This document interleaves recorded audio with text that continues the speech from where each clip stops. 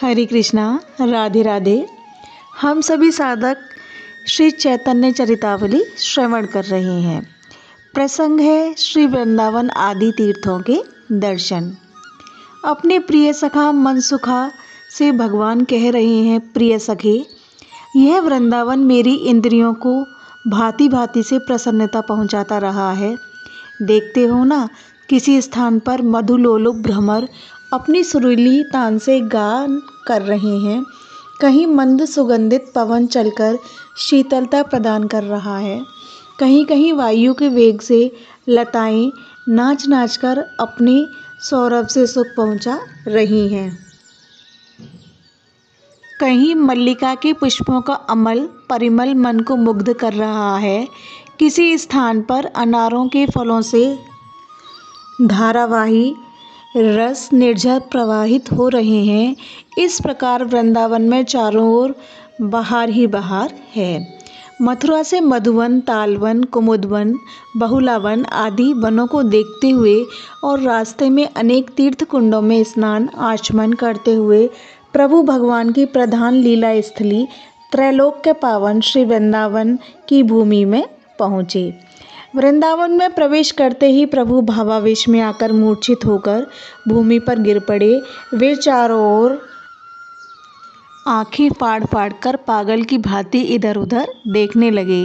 उन्होंने देखा, कहीं तो कदम्ब के वृक्षों की पंक्तियां खड़ी हुई हैं, कहीं करील के वृक्षों पर टेटियां और लाल लाल फूल लगे हुए हैं, कहीं गौएं चर रही हैं तो कहीं ब्रज के ग्वालवाल किलौले कर रहे हैं, कहीं मयूर नाच रहे हैं तो कहीं सारस, हंस, चकवा, जलमुर्ग आदि जल के पक्षी उड़ उड़कर कालिंदी कुल की ओर जा रहे हैं। प्रभु आंखें फाड़ फाड़ कर सबकी ओर प्रेम भरी दृष्टि से देखने लगते। कभी जल्दी से उठकर वृक्षों को आलिंगन करते, उन पर से बहुत से पुष्प गिर गिर कर प्रभु के पाद पद्यों को ढक देते, मानो वृक्ष अपने प्यारे के पैरों में श्रद्धांजलि स्वरूप पुष्प चढ़ा रही हैं। प्रभु गौओं की ओर पूर्व परिचित की भांति दौड़ते और उनकी पीठों पर अपने कोमल करों को फिराते। गौएं रमाती हुई पूंछ उठा उठाकर प्रभु की ओर दौड़ती और उनके हाथ पैरों को चाटने लगती। ब्रज के पक्षी प्रभु के बिल्कुल निकट आ आकर अपनी अपनी भाषा में कुछ कहते। प्रभु उनकी प्रेम भरी वाणियों को सुनकर सिर हिलाने लगते, मानो वे उनकी बातों को समझकर संकेत के द्वारा उनका उत्तर दे रहे हैं। प्रभु के आनंद की सीमा नहीं रही।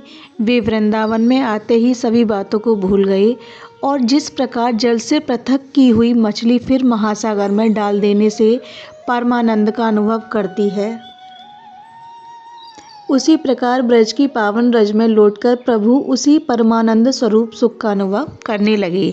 यहाँ से जाकर प्रभु ने ब्रज मंडल के प्राय सभी तीर्थों के दर्शन किए। प्रभु के समय में वृंदावन सचमुच वन ही था। 10-20 ब्राह्मणों के और ग्वालों के झोंपड़े थे, नहीं तो चारों ओर वन ही वन था। बहुत ही भावुक भक्त वहां दर्शन करने आते थे और दर्शन करके मथुरा लौट जाते थे। ब्रजमंडल के बहुत से तीर्थ और कुंड लुप्त प्राय हो गए थे, लोग उनका नाम तक नहीं जानते थे। जब महाप्रभु संन्यास लेने से प्रभु नवद्वीप में ही रहकर भक्तों के साथ संकीर्तन करते थे, तभी उन्होंने भूगर्भ पंडित और लोकनाथ गोस्वामी को ब्रजमंडल के लुप्त तीर्थों को प्रकट करने और उनका जीर्णोद्धार करने के निमित्त वृंदावन में भेजा था। इन लोगों ने जब प्रभु के सन्यासी होने की बात सुनी तो ये प्रभु दर्शनों की लालसा से वृंदावन को छोड़कर दक्षिण की ओर चले गए थे। इस कारण वृंदावन आने पर प्रभु की इनसे भेंट नहीं हो सकी। महाप्रभु ने स्वयं ही कुछ लुप्त तीर्थों को प्रकट किया।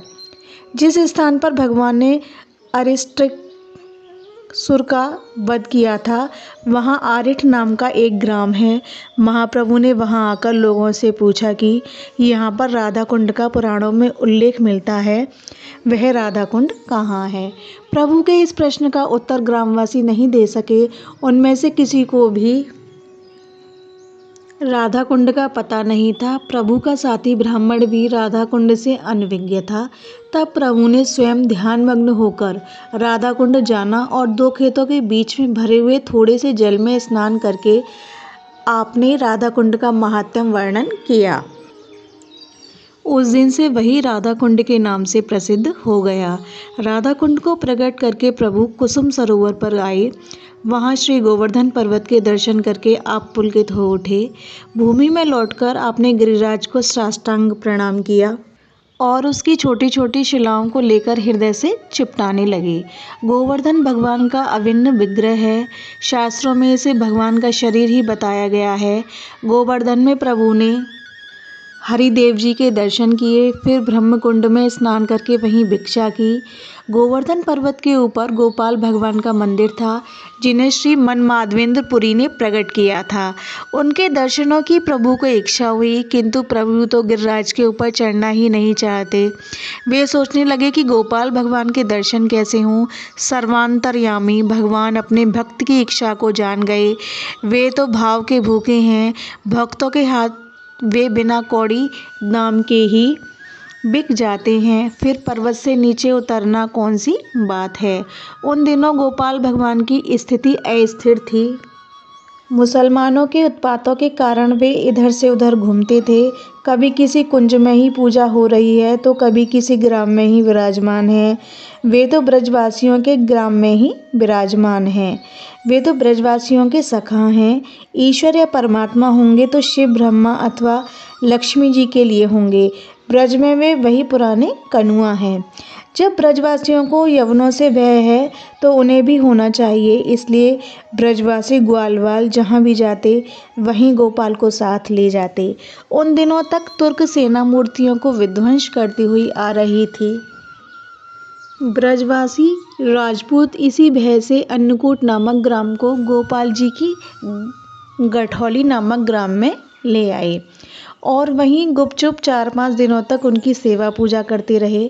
गाठौली ग्राम गिरिराज जी के नीचे है। प्रभु ने जब सुना कि गोपाल भगवान तो मानो मुझे ही दर्शन देने के निमित्त पर्वत से नीचे उतरकर गाठौली में आ विराजे हैं, तब तो प्रभु के आनंद की सीमा नहीं रही। प्रातःकाल मानसी गंगा में स्नान करके गोवर्धन पर्वत की परिक्रमा प्रारंभ कर दी। गोवर्धन पर्वत की परिक्रमा 7 कोस की बताते हैं। परिक्रमा जहाँ से प्रारंभ होती है वहीं समाप्त करते हैं। बहुत से मनुष्य तो दंडवत करते हुए ही संपूर्ण परिक्रमा को करते हैं। प्रभु ने भी पूरी परिक्रमा की। महाप्रभु के साथ बलभद्र भट्टाचार्य और वह साधु ब्राह्मण, ये 2 सेवक और थे। सभी गोविंद कुंड पर पहुँचे और वहाँ से गाठौली में गोपाल जी का आगमन सुनकर वहाँ पहुँचे। महाप्रभु गोपाल जी की मनमोहनी मूर्ति के दर्शनों से मुग्ध हो गए और भी प्रेम में बेसुध होकर गोपाल जी के सामने नृत्य करने लगे और गोपाल स्तोत्रों द्वारा उनकी स्तुति करने लगे। 3 दिन प्रभु गाठौली में रहकर गोपाल जी के दर्शनों का सुख लेते रहे। इसके अनंतर आप नंदीश्वर, पावन सरोवर, शेष साई, लक्ष्मी, खेला तीर्थ, भांडीरवन, भद्रवन, लोहवन, गोकुल, महावन आदि भगवान की लीला स्थलियों के दर्शन करते हुए फिर मथुरा जी में लौट आए और उसी साधु ब्राह्मण के घर में आकर ठहरे। ब्राह्मण ने प्रभु की खूब सेवा की थी। उसी से संतुष्ट होकर प्रभु उसके घर में रहने लगे। वहाँ नगर की भीड़ भाड़ को देखकर मथुरा और वृंदावन के बीच में अक्रूर घाट पर एकांत समझकर वहाँ रहने लगे। वहाँ से आपने वृंदावन में जाकर कालीहद, प्रस्कंदन क्षेत्र, द्वादशादित्य, केशी तीर्थ, रासस्थली आदि पुण्य तीर्थों के दर्शन किए और सायंकाल को फिर लौटकर अक्रूर तीर्थ में आ गए। वहाँ भी बहुत से लोग प्रभु के दर्शनों के निमित्त आने जाने लगे।